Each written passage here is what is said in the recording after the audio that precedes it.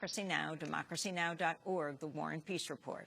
I'm Amy Goodman with Sharif Abdel-Qaddous. And welcome, everyone. Honduran President Manuel Zelaya has made a dramatic return to his country nearly 3 months after the military coup that forced him into exile. On Monday, Zelaya reappeared in the Honduran capital, Tegucigalpa, taking refuge in the Brazilian embassy.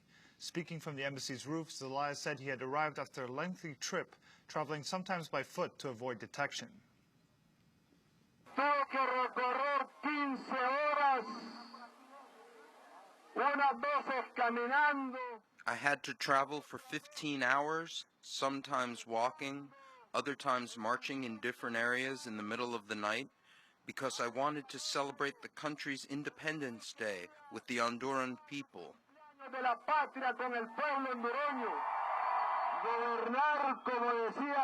Those who believe that governing was something easy have made a mistake.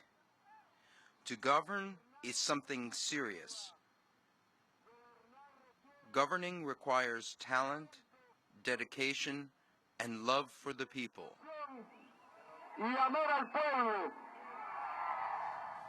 Zelaya wouldn't provide specifics, but it's unlikely he could have returned without help from elements of the Honduran military or intelligence services.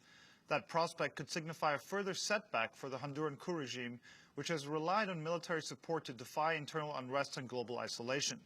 The head of the coup regime, Roberto Micheletti, initially dismissed reports of Zelaya's return as, quote, media terrorism. But as thousands of Zelaya supporters descended on the Brazilian embassy, Micheletti imposed a national curfew and took to the airwaves. Flanked by his cabinet and top military leaders, Micheletti called on Brazil to hand over Zelaya for arrest. No queda claro por qué ha regresado ahora a Honduras el señor Zelaya. Solo él lo sabe. It is not clear why Mr. Zelaya has returned to Honduras at this time. Only he knows this.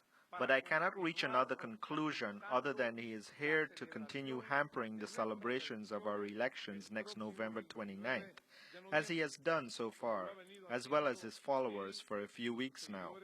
Desde hace varias semanas. Hago un llamado al gobierno de Brasil a que respete la orden judicial dictada contra el señor. I made a call to the government of Brazil so that they respect the judicial order against Mr. Zelaya and hand him over to the authorities of Honduras. The state of Honduras is committed to respecting the rights of Mr. Zelaya to the mentioned process.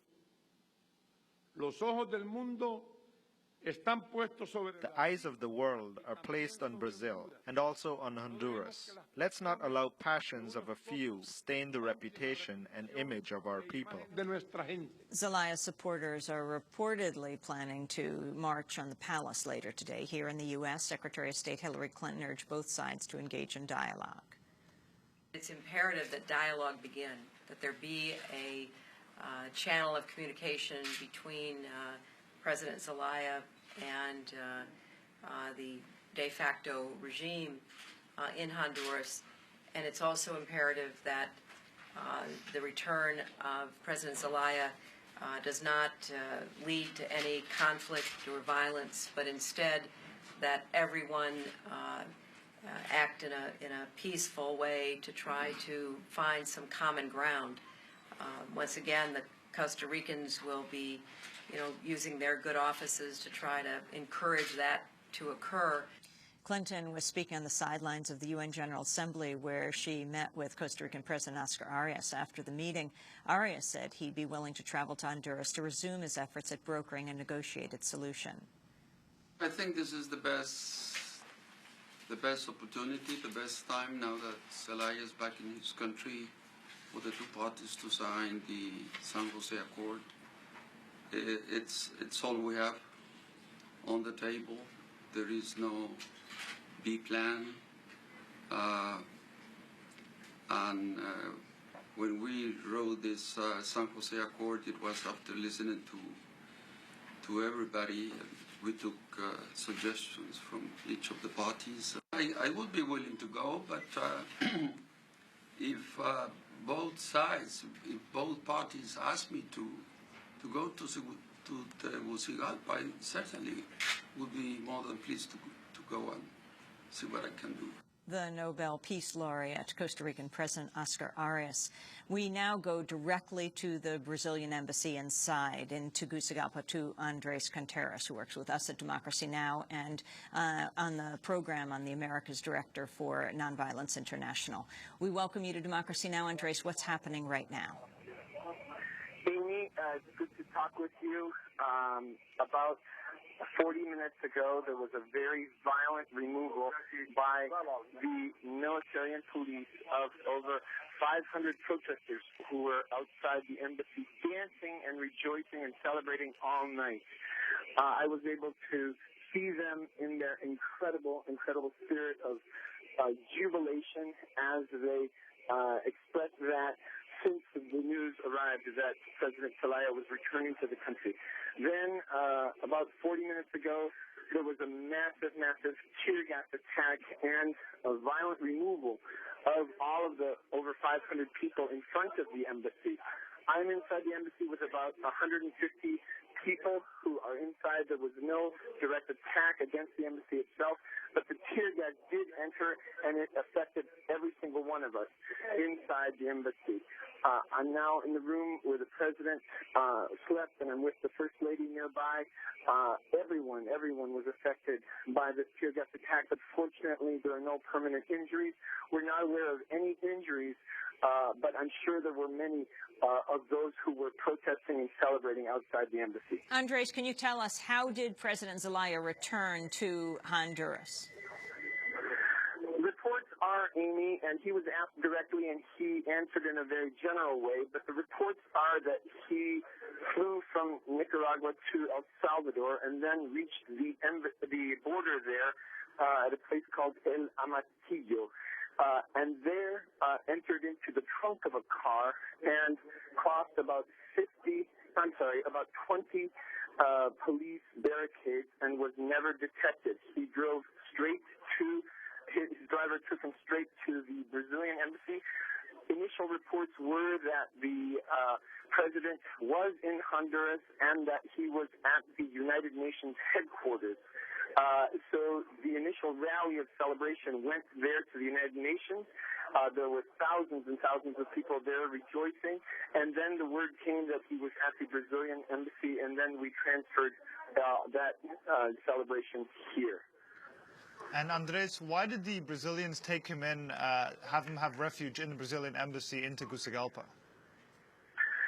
It's very clear that Brazil has been a very strong advocate of President Zelaya during this entire crisis, and because of the power and the symbolism of the strength of South America and Brazil being the strongest and largest of those countries, it's clear that it seems President Zelaya decided that this was the place that it was best to come to, and when he arrived, they, of course, opened the doors.